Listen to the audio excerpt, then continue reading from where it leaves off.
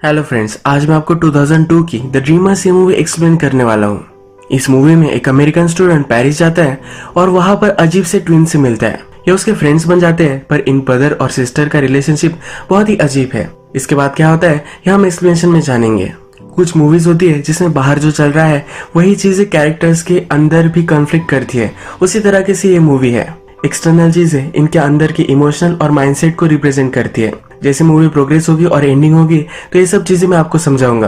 तो चलिए इसे एक्सप्लेन करना स्टार्ट करते हैं। मूवी स्टार्ट होती है और हमारा मेन कैरेक्टर जिसका नाम है मैथ्यू, ये इंट्रोड्यूस होता है। ये मैथ्यू ही है जो हमें ये सब स्टोरी सुना रहा है। मैथ्यू अपने एजुकेशन कंप्लीट करने के लिए अमेरिका छोड़कर डायरेक्टली पेरिस आ जाता है। मैथ्यू को मूवीज बहुत ही पसंद आती है। इसने बहुत सारी मूवीज देखी है और सब चीजें इस मूवीज के बारे में पता है। इसी उसके मूवी के इंटरेस्ट की वजह से ही वो इजाबेल और थियो ये दोनों ट्विन से मिलता है। मूवी की स्क्रीनिंग करने के लिए कोई भी रिस्ट्रिक्शन नहीं चाहिए, इसलिए सब लोग बाहर बैठकर प्रदर्शन कर रहे होते हैं। इसी जगह पर मैथ्यू भी आ जाता है। गेट के पास इजाबेला होती है। मैथ्यू जब वहां पहुंचता है तो उससे वो बात करने लग जाती है। उसे कहती है कि मैं आसपास तुम्हें हमेशा देखती रहती हूँ, पर हमेशा तुम अकेले ही होते हो। मैथ्यू भी उसे कहता है कि वो अमेरिका से आया है, इसी वजह से उसके कोई फ्रेंड्स नहीं है। इजाबेला अपने ब्रदर थियो से भी मैथ्यू को मिलाती है। इसके बारे फिल्म के बारे में बात करते हैं और इनमें अच्छी बॉन्डिंग होती है। थोड़ी देर में वहां पुलिस पहुंच जाते हैं। ये सब वहां से भाग जाते हैं। देर रात तक अलग अलग चीजों के बारे में बात करते हैं। पेरिस की ब्यूटीफुल स्ट्रीट से जाते हुए मैथ्यू को लगता है कि वो बहुत ही फॉर्चुनेट है। उसके अच्छे से 2 फ्रेंड्स बन चुके हैं। मैथ्यू जब घर पहुंचता है तो अपनी मदर को लेटर लिखता है। वो बहुत ही खुश है कि उसके फ्रेंड्स बन चुके हैं। जब वो सुबह उठता है तो उसे थियो का कॉल आता है। थियो उसे आज रात डिनर के लिए घर बुलाता है। मैथ्यू शाम में उनके घर पहुंचता है। जब घर देखता है तो बहुत ही बड़ा घर होता है। इसाबेला फिर मदर को मैथ्यू से मिलवाने के लिए लेकर जाती है। मदर को एक्सपेक्टेड नहीं था कि मैथ्यू डिनर के लिए आने वाला है, पर फिर भी वो एडजस्ट कर लेते हैं। इसाबेला कहती है कि मेरे फादर से मिलो, उन पर अच्छा इंप्रेशन तुम जमाना। इसाबेला के फादर एक पोएट होते हैं। इसके बाद जब ये डिनर टेबल पर होते हैं तो फादर पोएट्री में किस तरह से इंस्पिरेशन आती है इसके बारे में बात कर रहे होते हैं, पर इस पर मैथ्यू का थोड़ा भी ध्यान नहीं होता। इस पर वो चिढ़ जाते हैं और कहते हैं क्या तुम सोच रहे थे। मैथ्यू कह नहीं रहा था पर उसे फोर्स करते हैं। वो कहता है कि मैं इस लाइटर को देख रहा था, किस तरह से इस लाइटर में और आसपास हमारे जो भी सब चीजें हैं इसमें बहुत ही अच्छे से एक सिमेट्री है। जिस तरह से वेल कंपोज्ड म्यूजिक बजता है उसी तरह से ब्यूटीफुली इसमें भी एक अच्छी सी हारमोनी है।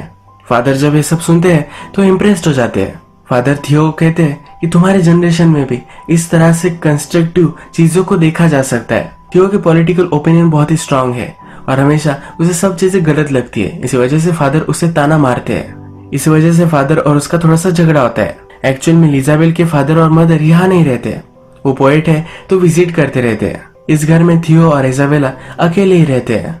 रात में फादर इन दोनों के लिए वो चेक लिखते हैं और चले जाते हैं। फादर मदर के जाने के बाद मैथ्यू फिर भी यही रुकता है। इजाबेला उसे किस करती है और कहती है कि क्या तुम यही रुकने वाले हो, और ये डिसाइड कर लेता है। जब थियो और मैथ्यू बात करते हैं तो इनकी बातों से हमें पता चलता है कि हमेशा इन दोनों में कॉन्फ्लिक्ट होती है। कॉन्फ्लिक्ट है इसका मतलब ये नहीं कि अच्छे फ्रेंड्स नहीं बन सकते, फिर भी इनमें बहुत सारी चीजें कॉमन है। आज रात मैथ्यू यही रुकता है। रात में जब ये टॉयलेट में जाता है तो थियो के रूम में झांक कर देखता है। वहां पर थियो और इजाबेला ये दोनों न्यूड होकर सोए हुए होते हैं। थियो को बहुत ही अजीब लगता है और सोने के लिए चला जाता है। सुबह मैथ्यू को इजाबेला अपने हाथों से मैथ्यू के आईलिड्स गीले कर कर उठाती है। मैथ्यू कहता है इस तरह से कौन उठाता है। इजाबेला कहती है कि हमेशा थियो को मैं ऐसे ही उठाती हूँ। मैथ्यू को ये चीज बहुत ही अजीब लगती है। इसके बाद इजाबेला मैथ्यू को बाथरूम में बुलाती है। मैथ्यू जब ब्रश कर रहा होता है तो उसके पास वो आती है। उसकी लिप्स देखती है और कहती है कि बहुत ही ब्यूटीफुल है। यहाँ पर थियो मैथ्यू से कहता है कि तुम अकेले रहते हो, तुम हमारे पास आकर रह सकते हो, तो अच्छे से फ्रेंड्स बन सकते हैं। मैथ्यू कहता है कि क्या तुम दोनों को इससे कोई भी प्रॉब्लम नहीं है। इजाबेला कहती है कि एक्चुअल में मेरा आइडिया था। यहाँ पर इजाबेला होती है पर फिर भी थियो बात करने लग जाता है। थियो और इजाबेला एक दूसरे को अपना ही पार्ट समझते हैं। जब इनका बर्थ हुआ था तो एक दूसरे की बॉडी से जुड़े हुए थे, इसी वजह से एक दूसरे से वो शर्म नहीं करते। जैसा मैथ्यू को लग रहा था कि इन दोनों में कोई फिजिकल रिलेशनशिप होगी, तो ऐसा कोई भी नहीं है। ये दोनों अपने माइंड में एक दूसरे को अलग अलग नहीं समझते। मैथ्यू भी इनके साथ रहने के लिए मान जाता है और शिफ्ट कर देता है। एक दिन जब वे हैंग आउट कर रहे होते हैं तब इनका एक गेम होता है। इसमें मूवी का डायलॉग कोई बोलता है और मूवी का नेम गेस करना होता है। अगर कोई गेस नहीं कर पाया तो उन्हें एक डेयर करनी होती है। एक पुरानी मूवी में उस मूवी के कैरेक्टर्स आर्ट म्यूजियम से भागते भागते बाहर निकल गए थे। ये उन्होंने बहुत ही कम वक्त में किया था। अब इन्हें भी आइडिया आती है कि उन्हें भी ये करना चाहिए। मैथ्यू डर रहा होता है अगर वो पकड़ा गया तो फिर से उसे अमेरिका जाना पड़ेगा। ये दोनों उसे मना लेते हैं और एक कर भी आते हैं। ऐसी अजीबोगरीब लाइफस्टाइल जीकर ये सब खुश है। घर में थियो और इजाबेला, इन दोनों में जो भी रिलेशनशिप है, इससे मैथ्यू जरा अनकंफर्टेबल है। इसे समझ में नहीं आता कि चलता क्या है। एक दिन वो थियो को बाहर लेकर आता है और थियो से पूछता भी है कि ऐसा कैसे तुम रह सकते हो। थियो उसे सब कुछ समझाता है कि किस तरह से वो जुड़े हुए थे और अपने माइंड के लेवल में वो एक दूसरे को कभी भी अलग अलग नहीं समझते। एक दिन फिर से ये सब हैंग आउट कर रहे हैं और गेम खेलते हैं। इस बार थियो एक मूवी का सीन कर दिखाता है। मैथ्यू और इजाबेला इसे पहचान नहीं पाते। थियो इन दोनों को डेर देता है कि उसके सामने इन दोनों को इंटीमेट होना है। मैथ्यू ये सुनकर डर जाता है। वो कहता है कि प्लीज मुझे इस सब में इन्वॉल्व मत करो। मैथ्यू के सामने इजाबेला अपने कपड़े उतारती है। मैथ्यू ये सब करना नहीं चाहता तो जल्दी से वहां से भागता है, पर थियो उसे रोक लेता है। मैथ्यू और इजाबेला इंटीमेट होते हैं और ये इजाबेला का फर्स्ट टाइम था। ये सब थियो देख रहा है। इसके बाद मैथ्यू और इजाबेला अपनी रिलेशनशिप कंटिन्यू करते हैं। एक दिन जब ये दोनों बेड पर होते हैं तो मैथ्यू इजाबेला से कहता है कि तुम और थियो इस तरह से क्यों हो। इजाबेला कहती है कि बचपन से हम दोनों एक दूसरे से प्यार करते हैं। मैथ्यू कहता है कि ये सब चीजें अगर तुम्हारे फादर को पता चल गई तो तुम क्या करोगी। इजाबेला कहती है कि मैं अपनी जान दे दूंगी। एक दिन थियो और मैथ्यू एक दूसरे से बात करते हैं तो मैथ्यू कहता है कि तुम दोनों एक दूसरे से बहुत ही करीब हो, पर फिर भी तुम दोनों ने मुझे अपना हिस्सा बना लिया है। थियो मैथ्यू को कहता है कि तुम मुझे पसंद हो, पर कभी भी ये मत बोलना कि तुम हमारा पार्ट हो। तुम हमारे फ्रेंड हो, पर फिर भी हमेशा से हम दोनों ही थे और हम ही रहेंगे। ये मैथ्यू के लिए अजीब है, पर फिर भी उसे जाने देता है। थियो और इजाबेला बहुत ही कॉस्टली लाइफस्टाइल जीते हैं, बहुत ही कॉस्टली वाइन पीते हैं, अलग अलग चीजें करते हैं। इस वजह से उन्हें बहुत सारे पैसे लगते हैं। उनके फादर उनके लिए जो पैसे छोड़कर जाते हैं वो अब खत्म हो चुके हैं। उनके पास घर में कुछ वो खा सके इसके भी सही से पैसे नहीं है। ये तीनों अब थोड़ा थोड़ा काम करते हैं और घर चलाते हैं। मैथ्यू और इजाबेला में जो रिलेशनशिप अब हो रही है, इसे देखकर थियो अब जरा जेलस है। एक दिन जब वो अपने कॉलेज में होता है तो वह एक लड़की उसे बात करने लग जाती है। ये दोनों अब डेट पर जाने वाले हैं। एक दिन ये सब बाथरूम में है और सब मिलकर नहा रहे हैं। थियो और मैथ्यू बात करते हैं। अमेरिकन सोल्जर वियतनाम में वॉर कर रहे हैं। ये थियो को सही नहीं लगता। थियो सब अमेरिकन को इसके लिए ब्लेम करता है। मैथ्यू कहता है कि इस तरह से नहीं है, हमें फोर्स किया जाता है। प्रेसिडेंट ने ऑर्डर दिया और कोई यंगस्टर अगर वॉर के लिए नहीं जा रहा तो उसे जेल में डाल सकते हैं। इसलिए मैथ्यू वहां से भागकर पेरिस में एजुकेशन ले रहा होता है। ये हमारा टाइम पीरियड जो चल रहा है ये 1960s का है। मैथ्यू कहता है कि मैं वायलेंस पर बिलीव नहीं करता, अगर रिवॉल्ट करना ही है तो शांति से करना चाहिए। इस पर भी ये दोनों डिसएग्री करते हैं।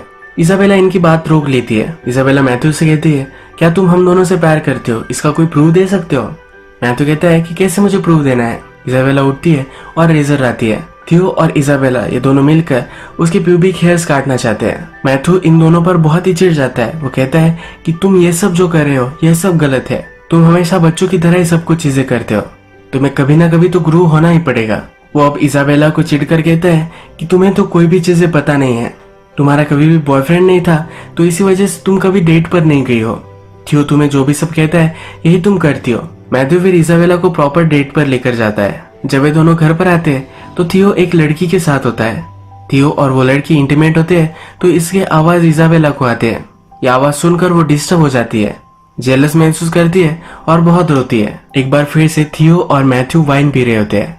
पेरिस में रिवॉल्यूशन चल रही है, इसके बारे में थियो बात करता है। मैथ्यू उस पर उसे कहता है कि तुम जो सब कहते हो इस पर मैं बिलीव नहीं करता। तुम सब बातें करते हो पर एक्चुअल में स्ट्रीट में तुम नहीं जाते। तो बातें करने से कुछ भी नहीं होता। तुम्हें अगर सच में ये सब लगता है तुम्हें स्ट्रीट पर जाना चाहिए। थोड़ी देर में इजाबेला वहां आती है और इन दोनों को हॉल में लेकर जाती है। जब इजाबेला और थियो छोटे थे तो एक टेंट बनाते थे, उसके अंदर ही सोते थे। ये इन दोनों को वहां लेकर जाती है और ये तीनों अब सो जाते हैं। सुबह हम देखते हैं कि मदर फादर आते हैं। ये इन तीनों को इस टेंट में देखते हैं। यहाँ क्या चल रहा होगा इसे अज्यूम कर लेते हैं। फादर को बहुत ही बुरा लगता है। ये किसी को भी नहीं उठाते और चेक लिखकर वहां से चले जाते हैं। दिन में बहुत ही लेट इजाबेला उठती है। ये चेक वो देखती है तब उसे समझ में आता है कि उसके मदर फादर यहाँ आ चुके हैं। अपने पेरेंट्स को वो फिर से फेस नहीं कर पाएगी। इसे बहुत ही गिल्टी महसूस होता है। एक वो पाइप लेती है और पूरे घर को गैस करेगी और इसी गैस में मर जाएगी ये वो डिसाइड करती है। ये वो करना स्टार्ट भी करती है पर नीचे स्ट्रीट पर रिवॉल्यूशन चल रही है।